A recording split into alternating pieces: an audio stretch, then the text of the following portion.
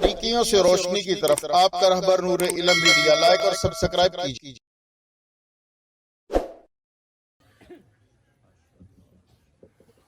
الحمد لله نحمده ونستعينه ونستغفره ونؤمن به ونتوكل عليه ونعوذ بالله من شرور أنفسنا ومن سيئات أعمالنا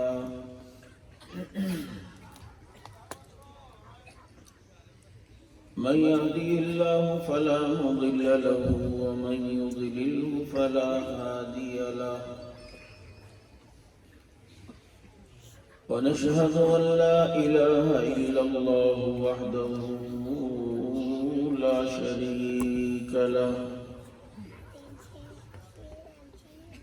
ونشهد أن سيدنا وسندنا ومرشدنا ومولانا محمدا عبده ورسوله صلى الله تعالى عليه وسلم أما بعد فأعوذ بالله من الشيطان الرجيم بسم الله الرحمن الرحيم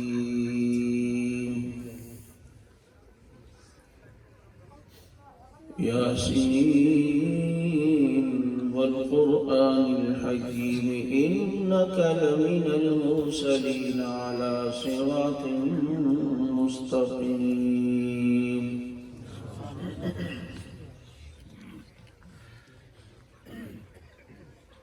قال تعالى في مقام آخر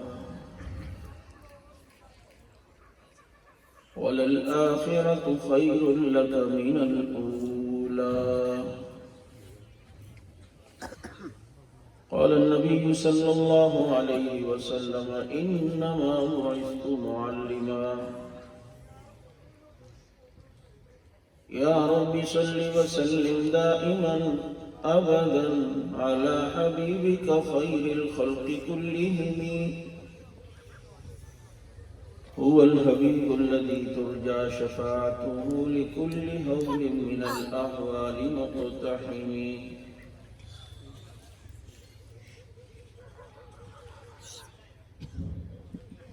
گر شمس و قمر کوئی ہاتھوں میں اٹھا لے پھر دولت کونین کو باہوں میں بسا لے پھر مجھ سے کوئی پوچھے تو ان میں سے کیا لے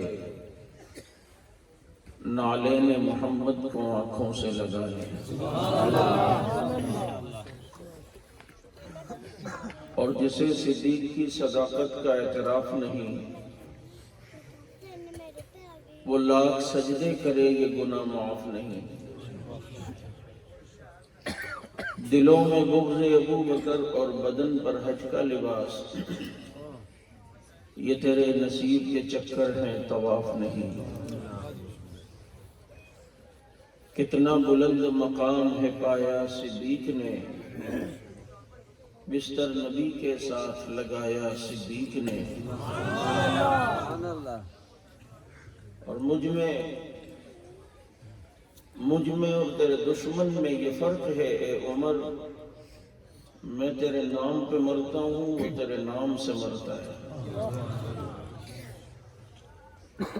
اپنی عزت و افزائی پر تارے بھی گئے جھوم اپنی عزت و افزائی پر تارے بھی گئے جھوم جب نبی نے فرمایا اصحابی کالنجوم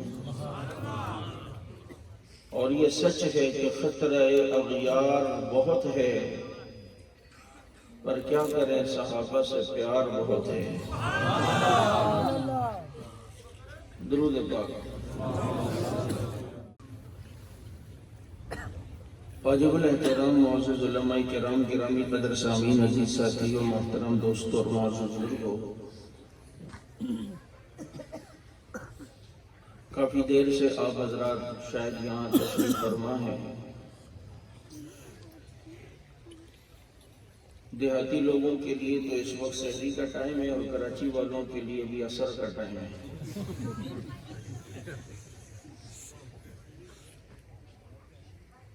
اور میں دیکھ رہا ہوں کہ اس رات گئے کا اثر اور تھوڑی بہت ٹھنڈ کا اثر آپ پر چھایا ہوا ہے،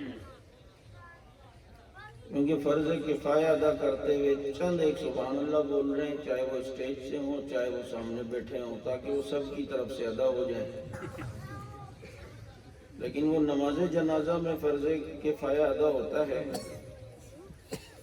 ادھر بیان میں فرض کفایہ نہیں ہوتا، بلکہ یہاں پر سب کو کہنا ضروری ہے، پھر ہی ہم بول سکیں گے، ورنہ پھر بولا نہیں جاتا۔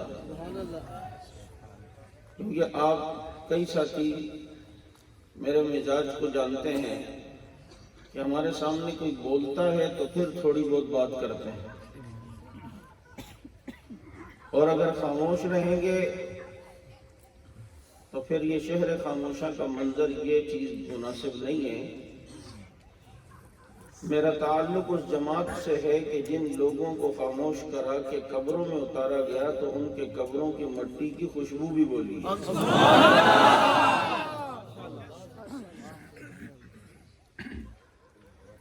اور ممبروں محراب پر بھی بولے ہیں، اور میاں والی جیل کے تختہ دار پہ بھی بولے ہیں۔ اس لیے میں آپ کا زیادہ وقت نہیں لوں گا، اتنا ٹائم لوں گا جتنی دیر میں طالبان ایک دو صوبے قبضہ کر لیتے تھے۔ اس لیے جتنی دیر گفتگو کروں تو آپ نے توجہ سے سننا ہے۔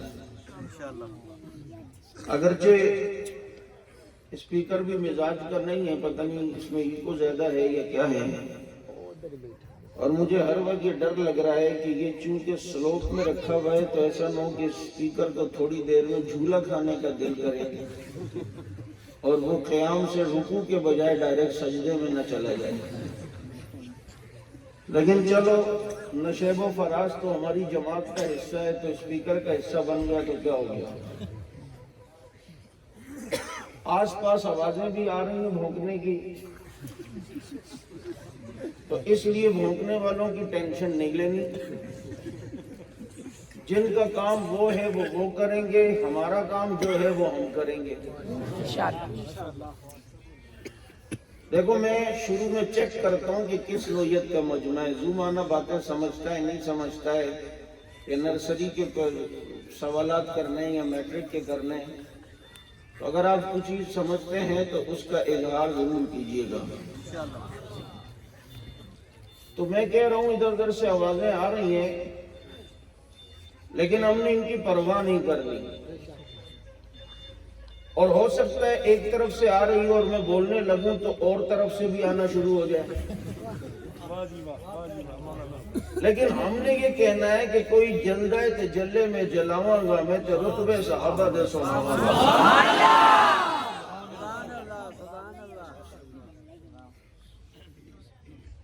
کہنے لگا کہ جناب، میں نے کئی جگہ کہا، بڑا جھوم کے ممبر پہ بیٹھ کے کہتا ہے کہ اصحاب کہف دیکھو کتنے عظیم تھے، اصحاب کہف کے ساتھ کتا بھی تھا، پتہ ہے وہ اصحاب کہف کی اتنی عزت کرتا تھا کہ اصحاب کہف پہ بھونکتا بھی نہیں تھا، اصحاب کہف کے ساتھ بالکل خاموشی سے جاتا تھا، بھونکتا بھی نہیں تھا ان پر۔ میں نے کہا پھر کتے سے ہی سبق سیکھ لے، وہ کتا ہو کر اصحاب کہف پہ نہیں بھونکتا، تو انسان ہو کہ اصحاب محمد پہ کیوں بھونکتا ہے؟ اصحاب کہف بھی عظیم ہے، لیکن اصحاب محمد کا مقابلہ تو نہیں کر سکتے نا بھائی۔ کہتا اصحاب کہف سے کتا بھی محبت کرتا تھا، پتہ ہے وہ جنت میں جائے گا، وہ کتا بھی جنت میں جائے گا۔ میں نے کہا بات مختصر اب سمجھ میں آ گئی کہ اصحاب کہف سے اگر کتا محبت کرے تو وہ جنت میں جاتا ہے، اور اصحاب محمد سے حق نواز محبت کرے تو جنت میں کیوں نہیں جائے گا؟ اصحاب کہف سے کتا محبت کرے تو جنت میں جاتا ہے، اور اصحاب محمد سے یہ ناروال کے مسلمان محبت کرے تو جنت میں کیوں نہیں جائے گا؟ مجھے ساتھیوں نے کہا کہ عنوان شان نبی، شان قرآن، شان صحابہ، میں اس عنوان پر چند ایک باتیں عرض کیا کرتا ہوں کئی جگہوں پر، اس کی تمہید باندھ کر پھر میں اپنی گفتگو کا آغاز کروں گا۔ قرآن کریم، میرے حضرات، میرے اکابرین، میرے بڑوں نے ہمیں بتایا ہے کہ اللہ نے ہمیں دو قسم کے قرآن دیے ہیں، ایک قرآن کتاب اللہ، دوسرا قرآن محمد الرسول اللہ۔ دو قسم سے قرآن سے مراد یہ نہیں ہے کہ ایک قرآن یہ تو ایک کہیں غار میں، بلکہ دو قسم سے مراد یہ کہ ایک نبی، ایک میرا نبی بھی قرآن، اور ایک جو ہمارے پاس کتابی صورت میں ہے یہ بھی قرآن۔ یہ کتاب اللہ وہ محمد الرسول اللہ، یہ بھی قرآن، میرا نبی بھی قرآن۔ یہ کتاب اللہ وہ محمد الرسول اللہ۔ یقین نہ آئے تو یہاں دیکھو تو والضحیٰ، اس کے چہرے پر بھی دیکھو تو والضحیٰ، یہاں بھی دیکھو تو یاسین، وہاں بھی دیکھو تو یاسین، یہاں بھی دیکھو تو طٰہٰ، وہاں بھی دیکھو تو طٰہٰ۔ یہ بھی قرآن، میرا نبی بھی قرآن، یہ کتاب اللہ وہ محمد الرسول اللہ۔ یہاں والضحیٰ، اس کے چہرے پہ والضحیٰ، یہاں یاسین، اس کے دانتوں پہ یاسین، یہاں لم نشرح، اس کے سینے پہ لم نشرح، یہاں پر واللیل، نبی کی زلفوں کو دیکھ تو واللیل، یہ بھی قرآن، میرا نبی بھی قرآن۔ یہ اگر متن ہے تو وہ اس کی تفسیر ہے۔ یہاں دیکھو تو زلفیں، یہاں دیکھ تو قرآن کی سطریں کالی ہے، وہاں دیکھ تو اس کی زلفیں کالی ہے۔ یہ بھی قرآن، میرا نبی بھی قرآن ہے۔ کیوں نہ ہو کہ یہ بھی قرآن، نبی بھی قرآن، یہ کتاب اللہ وہ محمد الرسول اللہ۔ ہاں فرق اتنا ضرور ہے، جو اس قرآن کو پڑھتا ہے وہ قاری بنتا ہے، اور جو اس قرآن کو پڑھتا ہے وہ صحابی بنتا ہے۔ جس نے اس کو پڑھا وہ قاری بنے، جس نے اس کو پڑھا وہ قرآن میرا نبی بھی ہے، قرآن یہ بھی ہے، یہ کتاب اللہ وہ محمد الرسول اللہ۔ یہاں سطریں کالی، وہاں زلفیں کالی، یہاں والضحیٰ، وہاں والضحیٰ، یہاں یاسین، وہاں یاسین، یہاں لم نشرح، وہاں لم نشرح۔ اس کو پڑھو قاری بنو، اس کو پڑھے صحابی بنے۔ یہ بھی قرآن وہ بھی قرآن۔ اور اس قرآن کو دیکھ، بائنڈنگ دیکھ، دو گتوں کے درمیان محفوظ، یہ قرآن دو گتوں کے درمیان محفوظ، اور وہ قرآن آج بھی دو سچوں کے درمیان محفوظ۔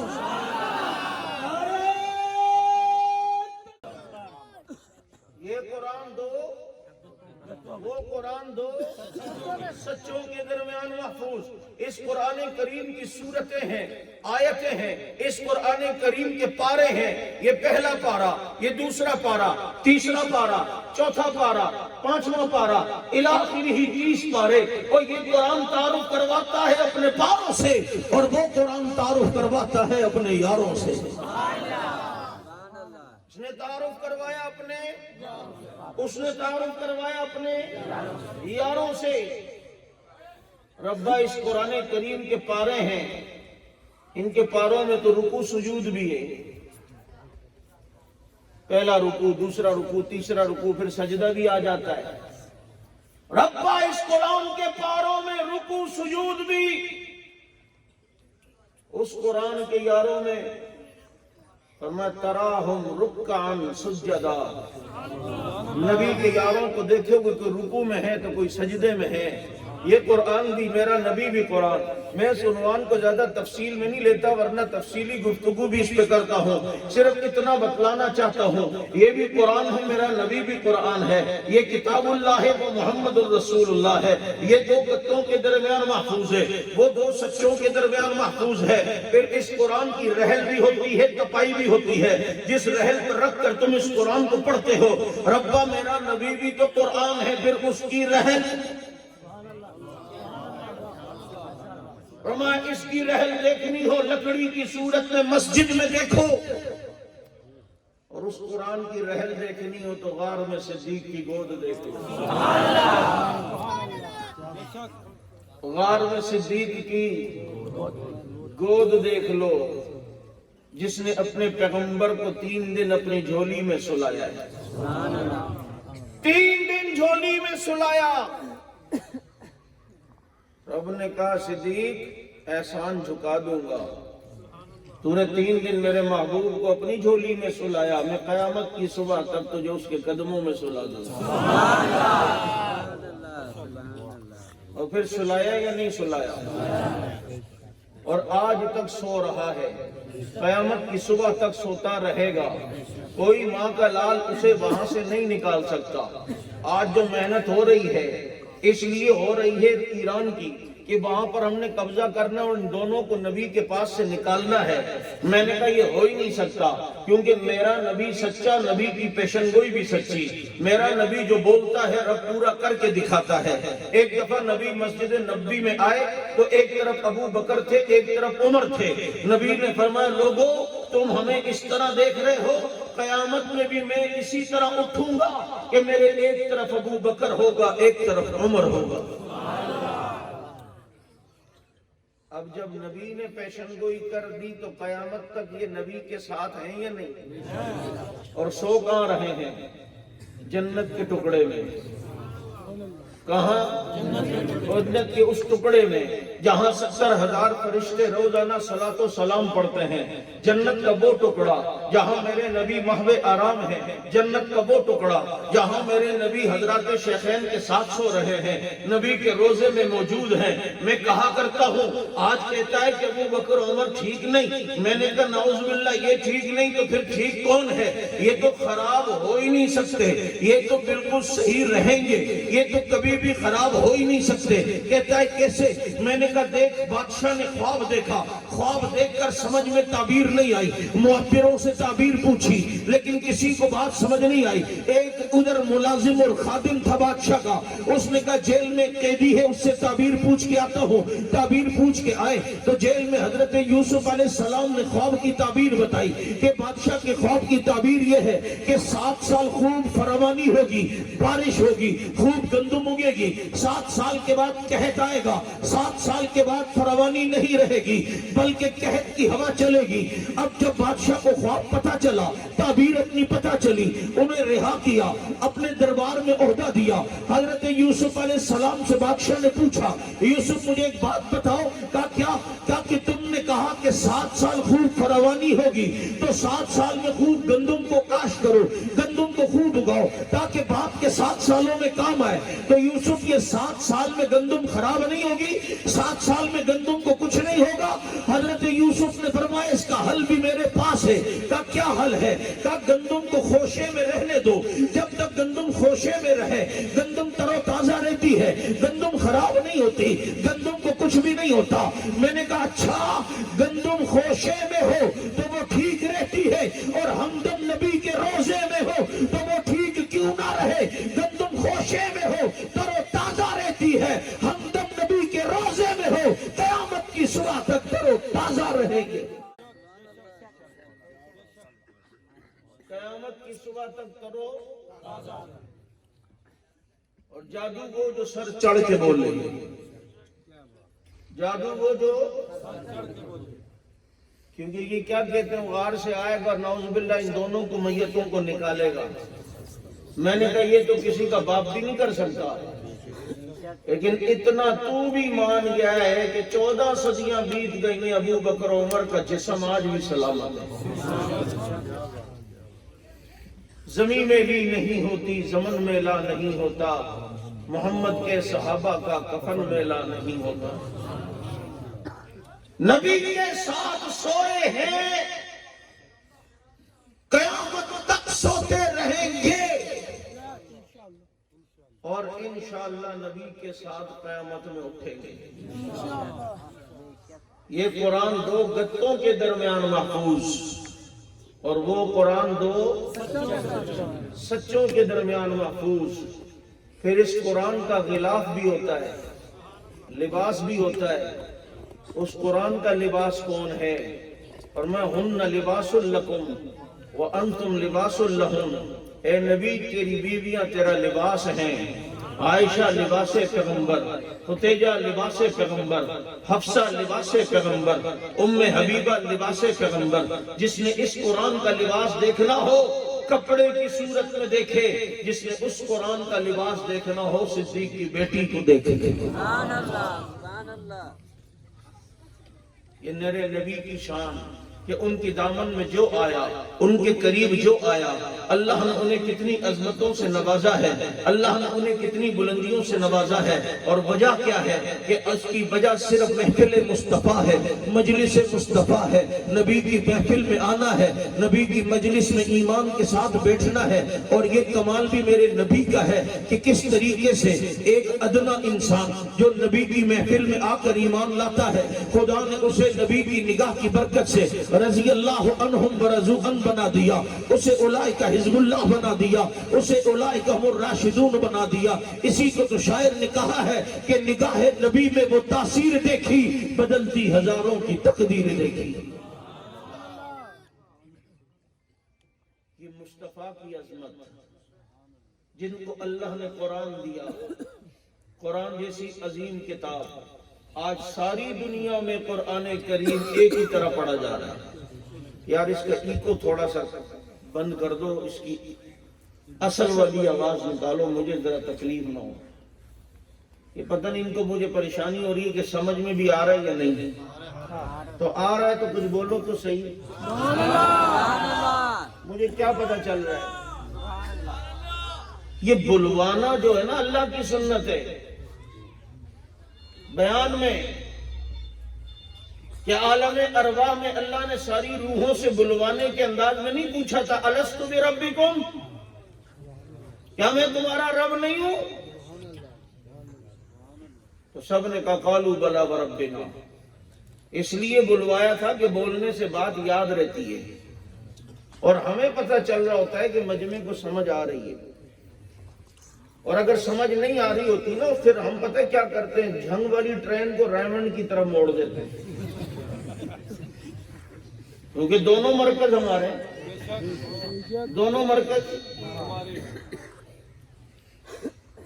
لیکن جھنگ والی طرف جب پھیرتا ہوں تو اس کی چون چاں پوں پاں شروع ہوتی ہے۔ یہ بھی ایک مصیبت ہے کہ صوبہ بندی، ضلع بندی، صوبہ بندی، مائک بندی، یہ چار عناصر ہو تو بنتا ہے دیوبندی۔ اور اگر اس نے زیادہ تنگ کیا تو میں اسے رکھوں گا سائیڈ پہ، اور سپاہی صحابہ والوں کو اللہ نے قدرتی مائک دیے ہوئے ہوتے ہیں۔ نہیں سمجھ آئی بات؟ میں یہ عرض کر رہا تھا کہ اللہ رب العزت نے محمد الرسول اللہ صلی اللہ علیہ وسلم پر قرآن نازل کیا، اور ساتھیوں نے کہا کہ عظمت قرآن پہ بات کریں۔ میں نے کہا عظمت قرآن اس سے بڑی اور کیا ہوگی کہ قرآن آج تک ایک ہی طرح کا ہے، تبدیل نہیں ہوا، بدلا نہیں ہے، چینج نہیں ہوا ہے۔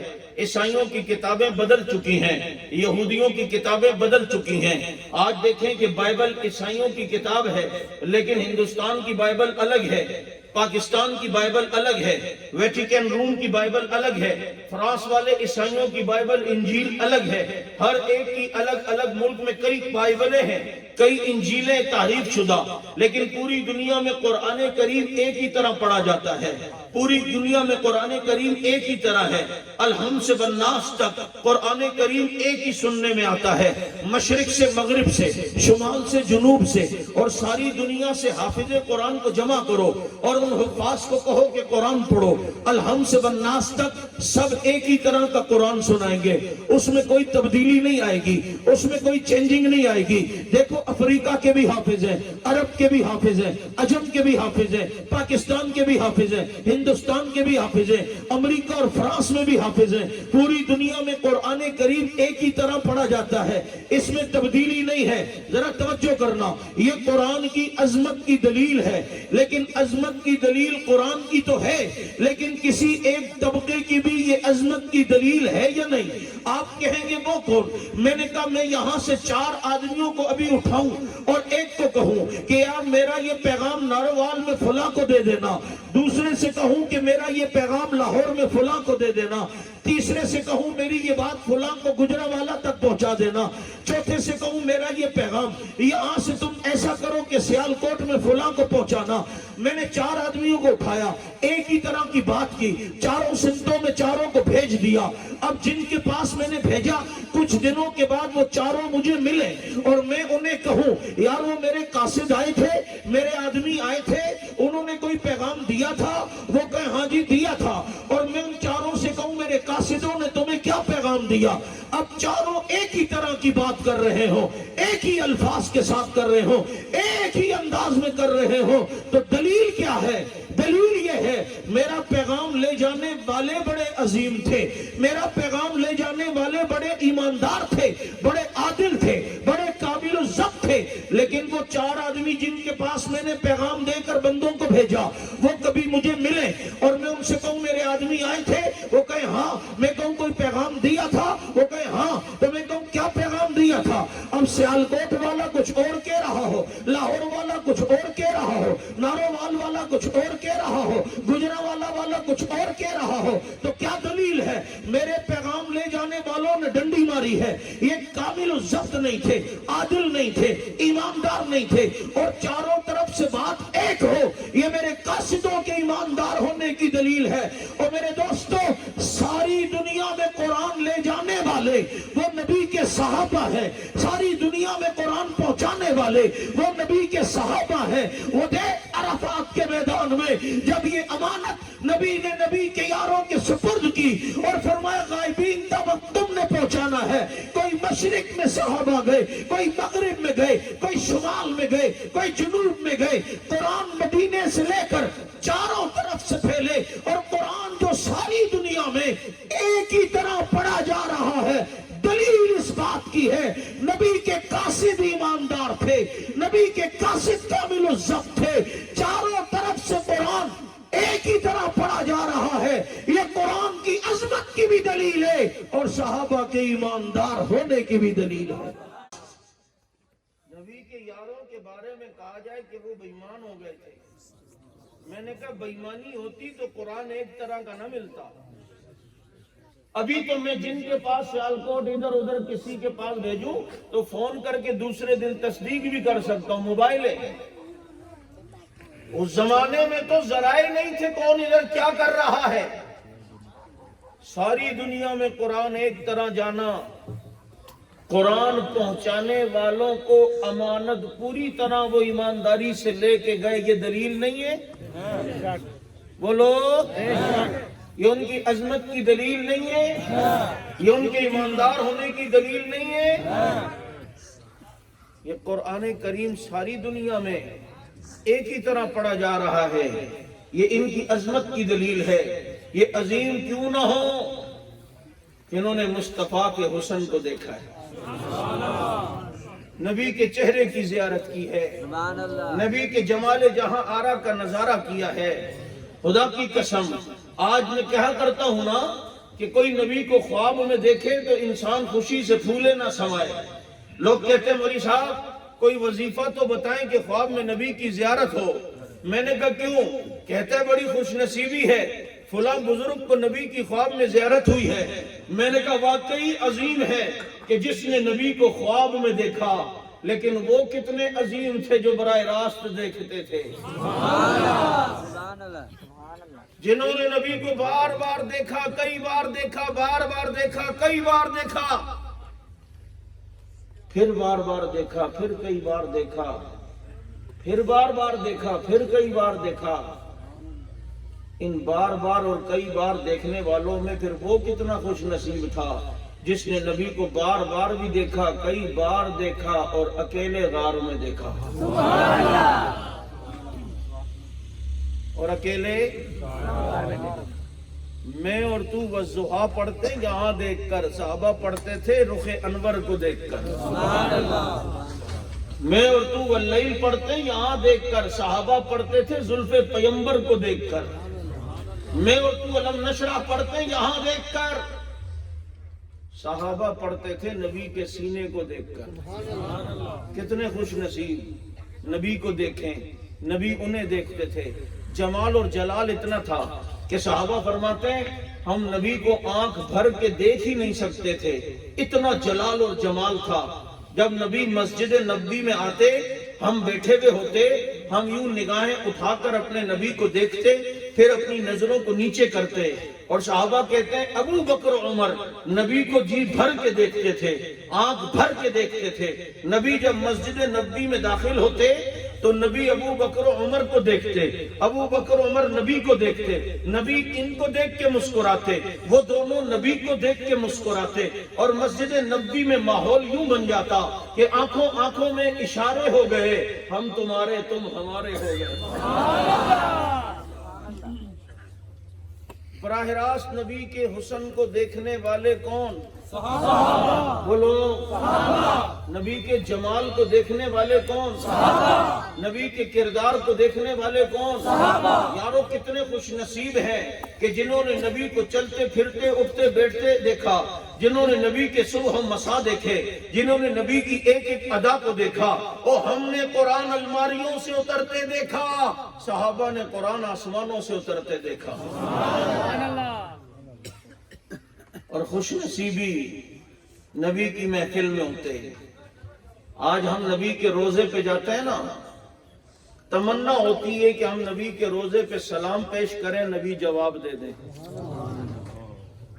مفتی شفیع صاحب رحمت اللہ علیہ نے لکھا ہے ہماری ساری زندگی کے سلام کے جواب میں نبی ایک بار وعلیکم سلام کہہ دے، ہمارا بیڑا پار ہے۔ ایک دفعہ۔ اور یہ صحابہ کتنے خوش نصیب تھے کہ جن کو خود نبی سلام کرتے تھے۔ نماز پڑھا رہے نبی، نماز کے آخر میں سلام پھیرتے ہوئے نبی کہتے ہیں السلام علیکم ورحمت اللہ۔ یہ دائیں طرف جتنے صحابہ ہیں ان کو سلام کرنے والے میرے نبی۔ السلام علیکم ورحمت اللہ، یہ بائیں طرف جتنے صحابہ ہیں ان کو براہ راست سلام کرنے والے میرے نبی۔ براہ راست نبی کے سلاموں کو لینے والے صحابہ۔ پھر آج امام صاحب نماز کے بعد دعا کرتے ہیں یا کوئی پیر صاحب دعائیں کرتے ہیں اور اس میں جمع کا صیغہ استعمال کرتے ہیں، اللہم انا نسألک الجنہ ونعوذ بک من النار، اللہم بارک لنا فیما آتیتنا، اللہم انا نسألک من فضلک ورحمتک۔ اللہ ہمیں فضل دے، اللہ ہمیں برکت دے، اے اللہ ہمیں یہ دے، اے اللہ ہمیں یہ دے۔ آپ آگے سے آمین کہتے ہو، گھر پہ جا کے کہتے ہو یار اتنے بڑے حضرت نے دعا کی، ان کی دعا میں مجھے آمین کی توفیق ملی۔ اور میرے دوستو امام الانبیاء دعا کریں اور ان کی دعاؤں پر جو آمین کہتے تھے انہی کو نبی کے صحابہ کہا جاتا ہے۔ نبی کی دعا پر آمین کہنے کا شرف حاصل کرنے والے، اور نبی جمع کا صیغہ استعمال کر کے دعا کرتے ہیں تو نبی کے ساتھ دعا میں شریک کون؟ صحابہ۔ کون؟ صحابہ۔ اتنے متقی نبی کے ساتھ رہنے کی برکت سے ابو دجانہ نام کے ایک صحابی ہیں، نبی نے دیکھا فجر میں کئی مرتبہ جیسے ہی نماز ختم ہوتی باقی صحابہ بیٹھتے اور وہ چلے جاتے، اٹھ کے جاتے۔ نبی نے نوٹ کر لیا، 2-4 دن دیکھا، پھر فرمایا کہ ابو دجانہ محفل میں بیٹھتے نہیں ہو فجر میں؟ کہ اللہ کے نبی میرے گھر کے ساتھ ایک یہودی کا گھر ہے اور اس کے گھر کے اندر کھجور کا پیڑ لگا ہے جس کی شاخیں میرے گھر پر آتی ہیں، اور صبح صبح کو کیونکہ رات کو ہوائیں چلتی ہیں تو وہ کھجور میرے آنگن میں میرے صحن میں گرتی ہیں، تو مجھے ڈر ہوتا ہے کہ میرے بچے اٹھیں اور ان میں سے کوئی کھجور نہ کھا لیں۔ تو یہ چند ایک کھجوریں ہیں جو میں جمع کرتا ہوں، جا کر اپنے پڑوسی کو دیتا ہوں تاکہ کسی کا حق نہ مارا جائے، اس لیے میں جلدی چلا جاتا ہوں۔ تقوی کا یہ عالم ہے کہ چند کھجوریں نبی کے صحابی ابو دجانہ جو لیتے ہیں اور لے کر جمع کر کے اپنے پڑوس کو دیتے ہیں، اور فوراً فجر کے بعد اس لیے جاتے ہیں کہ ان کے چھوٹے بچے اٹھ کر ان کھجوروں کو استعمال نہ کر لیں۔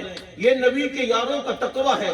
تقوی تو ہے لیکن اس سے ایک بات اور پتہ چلتی ہے، نبی کا ایک صحابی ابو دجانہ اگر وہ چند کھجوریں ناجائز طریقے سے لینا گوارا نہیں کرتا تو کیا ابو بکر پورے باغ کی کھجوریں لینا گوارا کرے گا؟ سبحان اللہ، ماشاءاللہ۔ نہیں سمجھ آئی؟ अब मैं तुम्हें जरा उस तरह भी चेक करूँ ना कि उस ज़ौक़ के हो या नहीं, पहले वाले तो फेल हो गए हो। चंद खजूरें, और ये कहता है कि जी पूरा बाग ले लिया। वो तो जब दुनिया से गए अबू बकर तो तन पे कपड़े भी पुराने पहन के गए।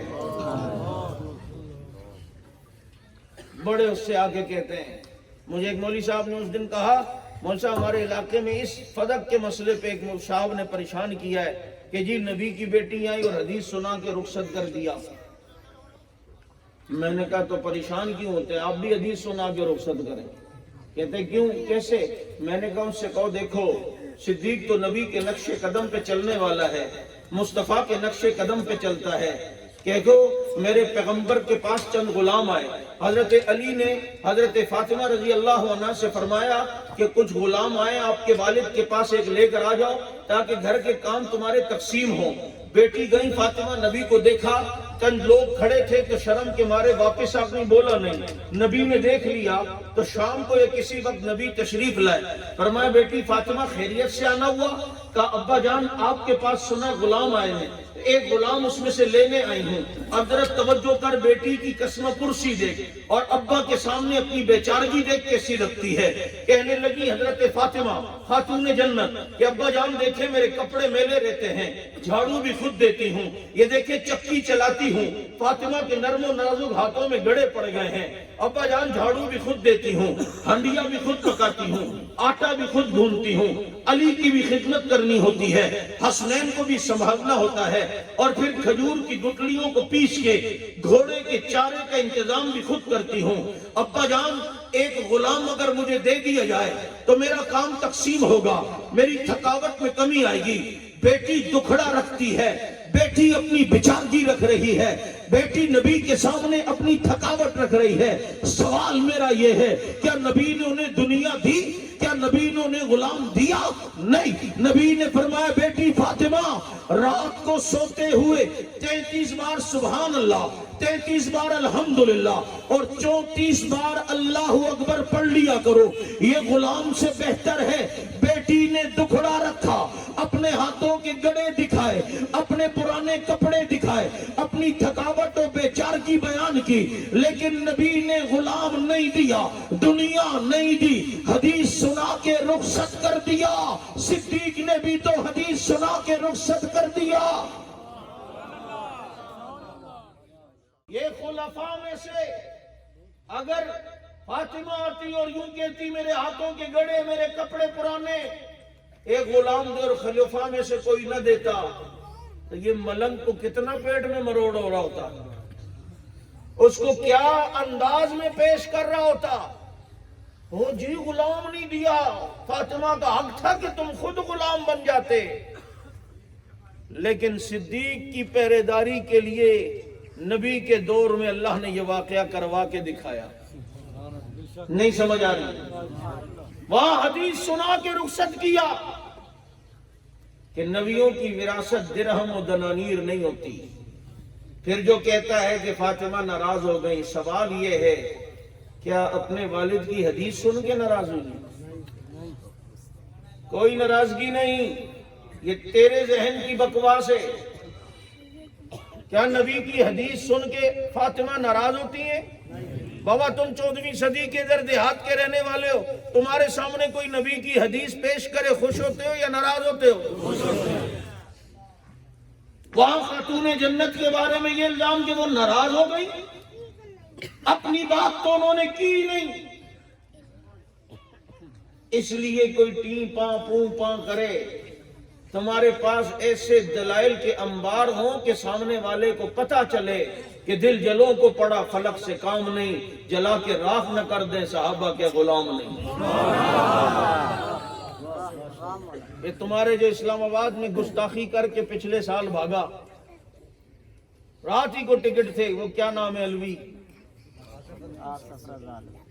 भागा, सारी जिंदगी ओहद के सहाबा पर एतराज किया, भाग गए। मैंने कहा पुत्र भागना इसको कहते हैं, भागना। ओहद में तो सहाबा पीछे हुए, दुश्मन ने एकदम हमला किया, پیچھے ہو کر پھر آگے ہوئے. یہاں مجمع میں خدا نہ خواستہ سانپ گر جائے, آپ ایک دم کوئی ادھر جائے گا کوئی ادھر, ہاں بھاگنا اس کو کہا جائے گا. تم یہاں سے ایسا بھاگو کہ چپل کی بھی ہوش نہیں, بھاگتے چلے جاؤ, گھر کے اندر گھس جاؤ, دروازہ بند کر کے چارپائی پہ کاپو, یہ بھاگنا ہے. لیکن تم وقتی طور پہ تھوڑا پیچھے ہو جاؤ اور دیکھو کہ سانپ کہاں ہے, اور اس کو جج کر کے اور اس نیت سے ذرا پیچھے ہو کہ اس کو ہم نے پکڑنا ہے تو گردن سے پکڑنا ہے. تھوڑا پیچھے ہو کر اچانک اور پھر اس کو پکڑو, اور پکڑ کے اس کے جناب گلے کو مروڑ کر اور اس کو وہیں پر مار دو. اس کو بھاگنا نہیں کہتے, بلکہ اس کو بقول اقبال کہتے ہیں, پلٹ کے جھپٹنا, جھپٹ کے پلٹنا, لہو گرم رکھنے کا ہے اقبال. وہ تو پیچھے ہو کر پھر آگے آئے یا نہیں آئے؟ جبھی تو حضرت حیدری شہید سے کسی نے کہا عہد میں صحابہ بھاگ گئے تھے, کہا پھر کیا ہوا؟ بھاگ گئے تھے, کہا پھر کیا ہوا؟ کہا پھر آ گئے تھے. کہا نہیں دیا, یہ بھی بتانا. نہیں سمجھ آئی؟ ایک بات بتاتا ہے دوسری نہیں. یہ تو مصیبت ہے اس قوم کی, ایک بات کہے گا دوسری نہیں. تاریخ مدینہ دمشق سے ایک واقعہ پیش کر رہا ہے کوئی, کہہ رہے یہ دیکھیں, یہ تاریخ مدینہ دمشق آپ کی کتاب ہے سنیوں کی, اور اس میں لکھا ہے نبی جب جنت میں جائیں گے صحابہ بھی جنت میں جائیں گے, لیکن نبی دیکھیں گے تو معاویہ جنت میں نہیں ہوگا. یوں ہاتھ رکھ کے یہ دیکھیں لکھا ہوا ہے یا نہیں؟ میں نے کہا لکھا ہوا ہے. کہ پھر میں نے کہا یہ ہاتھ تو ہٹا, نیچے ذرا کر, نیچے والی لائنیں بھی تو پڑھ. یہ ہاتھ کیوں رکھا ہے, اس کو تو ہٹا. ہاتھ یوں کھینچ کے ہٹاؤ. میں نے کہا اب نیچے والا بھی پڑھ. قوم کو یہ تو کہتا ہے لا تقربوا الصلاۃ, نماز کے لیے نہ جاؤ, آگے نہیں بتاتا کہ وان تم سکارا, جب تم نشے میں ہو. میں نے کہا نبی آگے پڑھ عبارت تاریخ مدینہ دمشق کی, نبی دیکھیں گے کہ معاویہ نہیں ہے. 80 سال, اور ایک روایت میں کہ 60 سال نبی انتظار کریں گے. 60 سال کے بعد معاویہ زبرجد کی اونٹنی پہ بیٹھ کے آ رہے ہوں گے. نبی فرمائیں گے معاویہ تو کہاں رہ گیا تھا؟ تو معاویہ کہیں گے, اگلی روایت پوری یوں ہے کہ معاویہ کہیں گے اللہ کے نبی, اللہ نے مجھے اپنے عرش کے نیچے روک لیا تھا اور کہا کہ دنیا میں تجھے دنیا والوں نے بڑے تانے دیے اور تجھے بڑی گالیاں دیں, آؤ فاوناجینی فاونادی, کہ تو مجھ سے بات کر اور میں تجھ سے باتیں کرتا ہوں. میں عرش کے نیچے اپنے رب سے ہم کلام ہو رہا تھا. پوری کر پوری. میں نے کہا تو ثابت کرنا چاہ رہا تھا میرے معاویہ کی دشمنی, لیکن وہاں اس کی وہ فضیلت سامنے آ گئی کہ جو کہ اللہ نے باقی صحابہ کو بھی نہیں دی. تو یہ مغالطے خاص کر تمہارے سوشل میڈیا پہ آج کل وہ مرزا انجینئر بڑا پھدکتا ہے, وہ جہنمی جو ہے, جہلمی جو ہے, جہلمی انجینئر نہیں ہے, پلمبر ہے.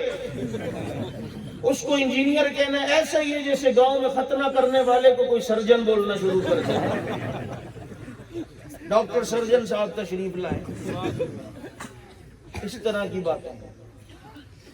یہ تمہیں اس لیے بتا رہا ہوں کہ دھوکے کا انداز دشمن کا پتہ چلے.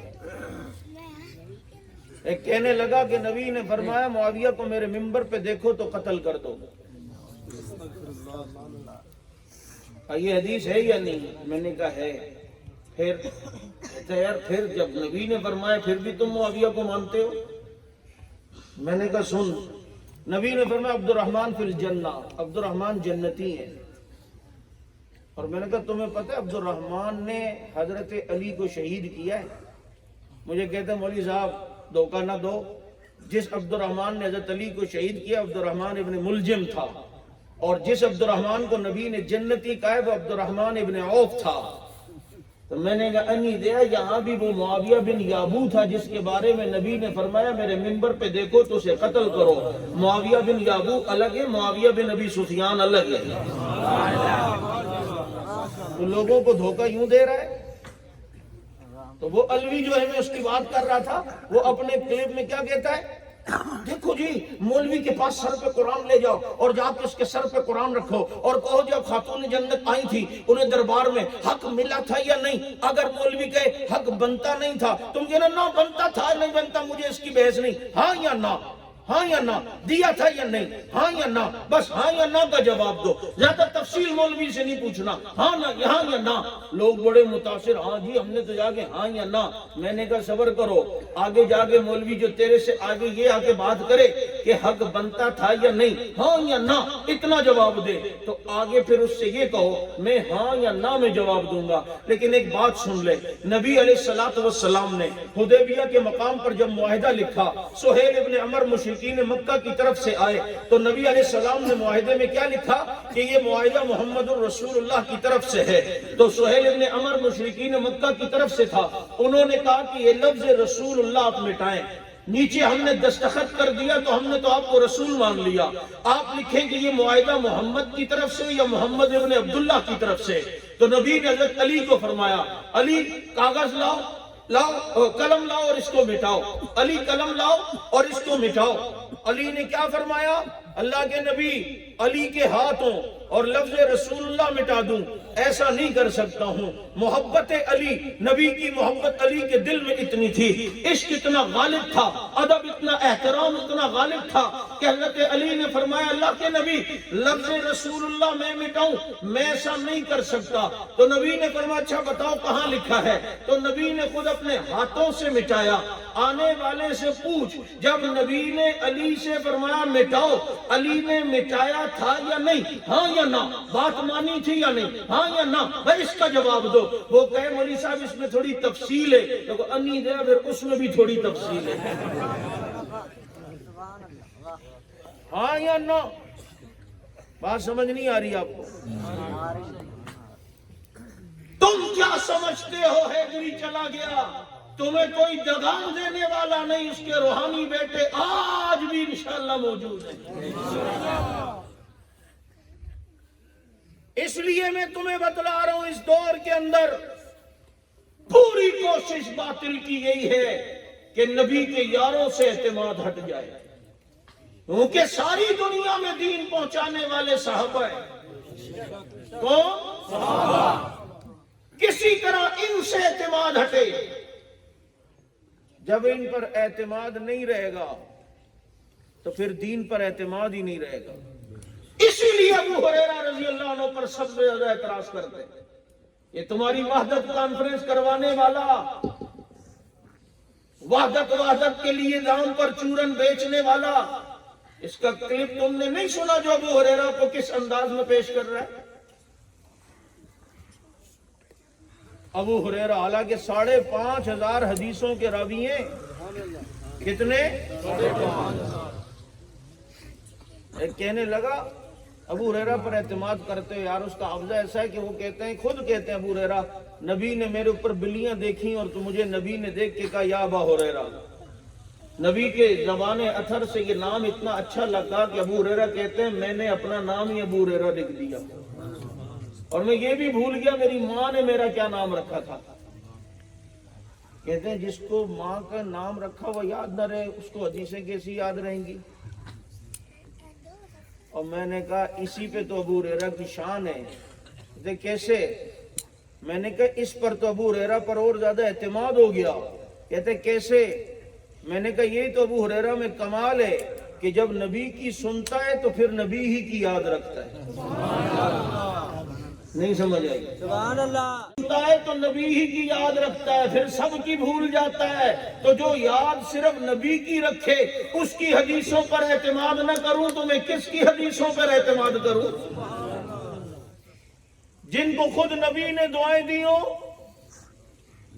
آج محنت یہ ہو رہی ہے کہ کسی طرح اصحاب پیغمبر کو بیچ سے ہٹا کر بات ہو, مشترکات. میں نے کہا صحابہ کو بائی پاس کر کے کوئی مسلمان ہونا چاہے ایسے بے ایمان کی, ایمان کی بھی اللہ کو ضرورت نہیں ہے. تم نے کیا سمجھا ہوا ہے ان کو؟ تم کیا سمجھتے ہو یہ قرآنی شخصیات ہے؟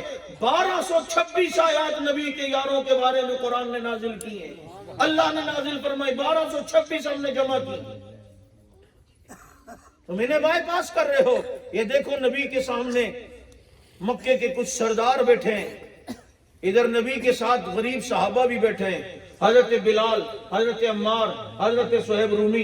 अब ये जो कुरैश के सरदार हैं, नबी ने दीन की दावत देने लगे। इन्होंने कहा पहले इन गरीबों गुलामों को यहां से उठाएं, ये कल तक हमारे गुलाम थे, आज हमारी महफिल में बैठे, हमारी इंसल्ट है।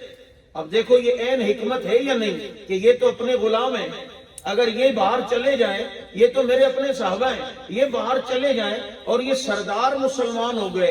एक सरदार मुसलमान होता था तो पूरा पूरा कबीला मुसलमान होता था। ये ऐन हिकमत है, ये तो अपने ये थोड़ी देर बाहर तो चले जाएं, लेकिन सहाबा की इज्जत अल्लाह को बड़ी महबूब है। सहाबा का इज्जत अल्लाह को कितनी महबूब है। अभी इरादा ही हुआ कि उठाए, ऊपर से जिब्रील आ गए। वस्बिर नफ्सक मअल लज़ीना यदऊन रब्बहुम बिलगदाति वल अशी।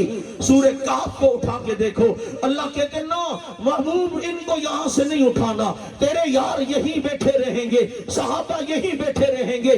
सवाल हुआ रब्बा अगर इनको ना उठाया तो ये काफिर जो है, ये तो काफिर के काफिर बन के चले जाएंगे।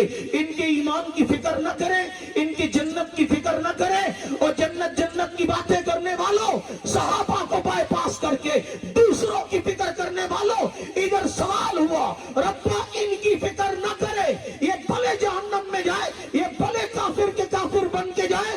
रब ने जवाब दिया दो टोक अल्फाज में, फमन शाअ फलयुमिन वमन शाअ फलयकफुर। ए महबूब जिसकी मर्जी ये मोमिन बने, जिसकी मर्जी ये काफिर बने, बिलाल नहीं उठेगा। नारे तकबीर। मन शाअ फलयकफुर, जिसकी मर्जी ये मोमिन बने, जिसकी मर्जी ये काफिर बने, तेरे यार नहीं उठेंगे। मैंने उस दिन उलमा कन्वेंशन में ये बात बयान करके मैंने कही मैं कराची वाला तर्जमा करूं। कराची की जबान पे मफहूम ये बनता है कि अल्लाह कह रहे हैं मेरे महबूब कोई भाड़ में जाता है जाए, बिलाल नहीं उठेगा।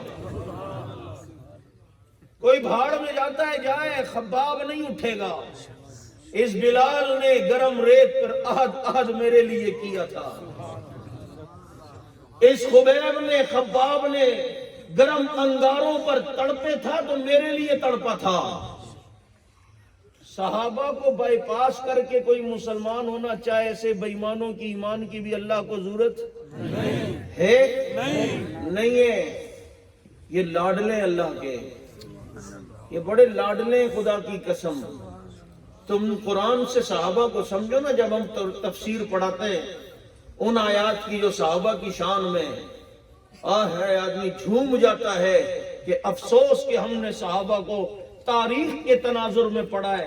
हालांकि सहाबा तारीखी शख्सियात नहीं है, सहाबा कुरानी शख्सियात है। मैं तुम्हें 3 डब्बे और लोहे और ये वो दूं कबाड़ और कहूं जाके तुलवा कर लाओ, तुमने सारी सुजुकी कबाड़ से भरी और जाकर जनाब सोनार की दुकान पे चले गए और जाके कहो कि आपके पास तराजू है सोनार साहब, ये कबाड़ लाया हूं, मौली साहब ने कहा जरा तोल के दे दो।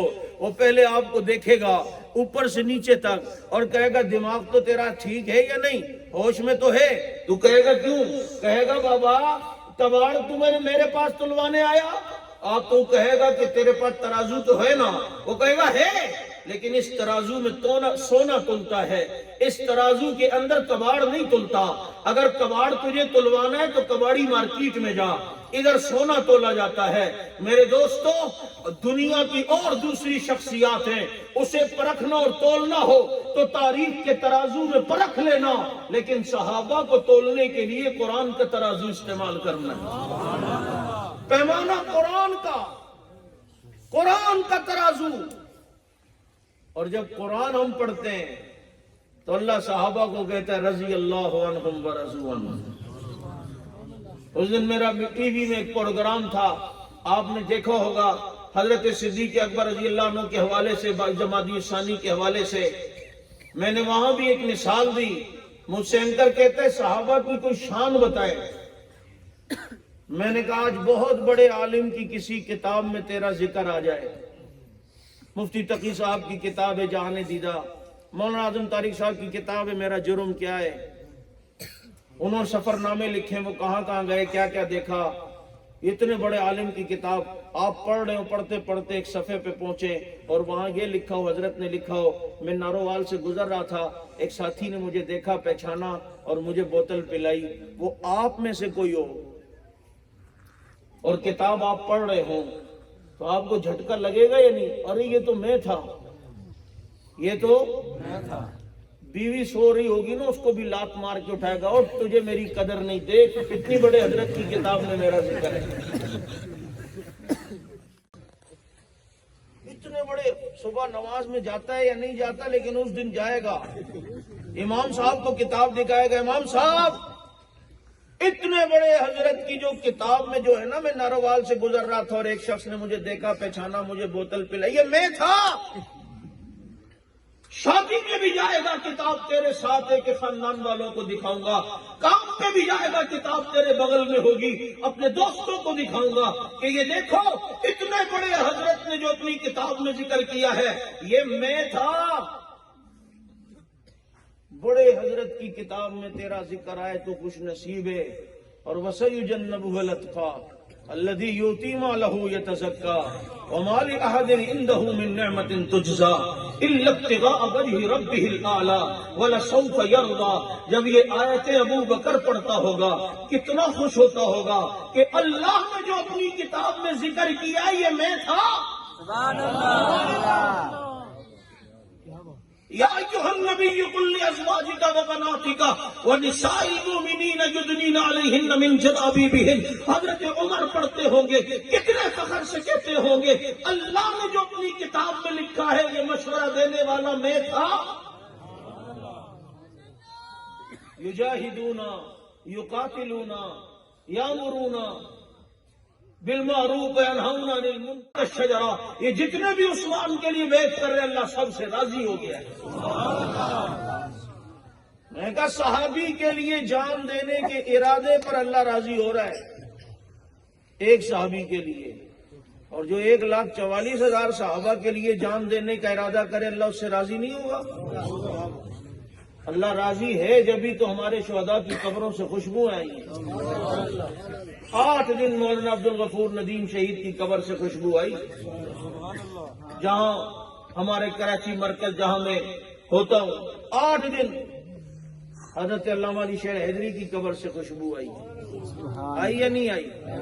ہمارے دیگر کئی شہداء کی قبروں سے خوشبو آئی. یہ خوشبوئیں بتا رہی ہیں کام بھی ٹھیک، کام کرنے والے بھی ٹھیک. جب یہ کام ٹھیک ہے تو پھر اس پہ چلنا چاہیے یا نہیں؟ بولو. مولانا محمد احمد لدھیانوی صاحب کی قیادت میں، مولانا اورنگزیب فاروقی صاحب کی قیادت میں یہ قافلہ چل رہا ہے. ان بزرگوں کے پرچم کے نیچے انشاءاللہ العزیز جد و جہد کو جاری رکھتے ہوئے ہم اپنی منزل پہ پہنچیں گے.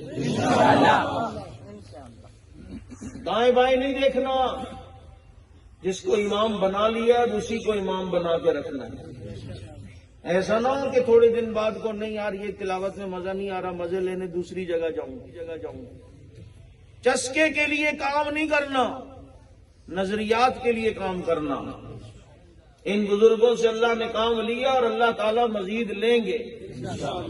اس لیے آؤ عظمت اصحاب رسول کا پھوریرا لہراؤ اور میدان عمل میں یہ کہتے ہوئے آؤ کہ فنا فی اللہ کی تہ میں بقا کا راز مضمر ہے. جسے مرنا نہیں آتا اسے جینا نہیں آتا. وما علینا.